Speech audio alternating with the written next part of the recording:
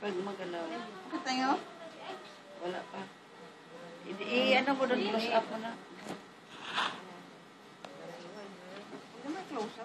Higa doon sa parang hindi mo sakit. Doon mo sakit. Kasi ano yung curve kasi. Oo. Dapat pala ganito yung pwesto ng kama ko. Bili na.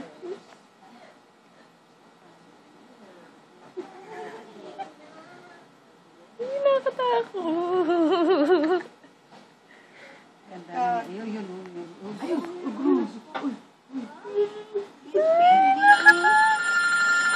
Sino yan? Baby, No. why? Why, baby? Sa Edmond, ari kami sa hospital. Di kay si Ate Sheila, nagkasakit niya likod. Check.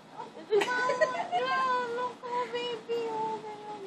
Nakacheck up. Nakacheck up sa Sira ulo ka. Mas maganda nga daw maganda. mata kasi Papa Edmond. Hello, kuya? Hindi. Kasi sumakit yung likod ko, kuya. Tsaka yung tiyan ko sabay. Nakatakot mo. Ika-third day ko na. Kaya yung pagkasugod na ako sa ospital. Yuck! Check nila, inaiinan nila ako. Kung mataas pa naman yung mattress ko. Ang mataas pa naman yung mattress ko. So, parang hindi pa naman siguro ako Nakadiri. mag-pre-newborn. Pero ang isa pang tinitingnan nilang result, yung yung wiwi ko pa urinalysis sa baka may infection.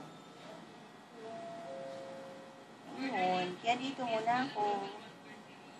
Okay naman yung bata. Ang galaw nga, kuya eh. Ang galaw. Saka tumawat eh. Binibidyoan nga ni Lenlen. Sabi, excited. Sabi, mga anak na daw ako. Sabi ko, hindi naman ako nakakaramdam ng contraction. Kasi masakit lang yung likod. Okay, kuya. Hayaan mo. Hayaan nyo, ibubulgar ko naman sa buong mundo pag nanganak na ako. Di ba ka tumawa? Girl. Ano? Na-imagine ko, kuya, mukha mo mahaba lang buhok. Bakit Edmonda? Edmundo to. Sabi na nga ba eh. Si Kuya Buddy nga eh. Sabi niya, Salvadora. Yeah. Na-imagine ko. Rolanda. Ang mga itsura niyo. Arnolda.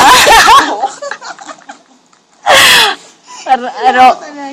Ano kay Kuya Romy? Nakita na sila ni na Traan kanina. Gagi, Romy pangalan ko yung Vivo. Dalawa.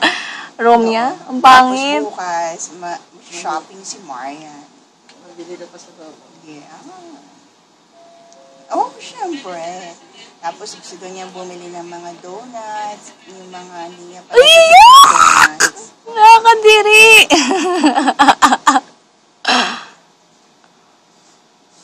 Ha?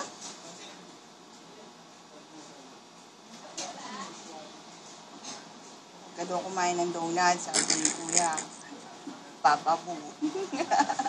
Di wag ka tumawa. Ay, naku. Kuya. Pero ano, di ba? Pag alis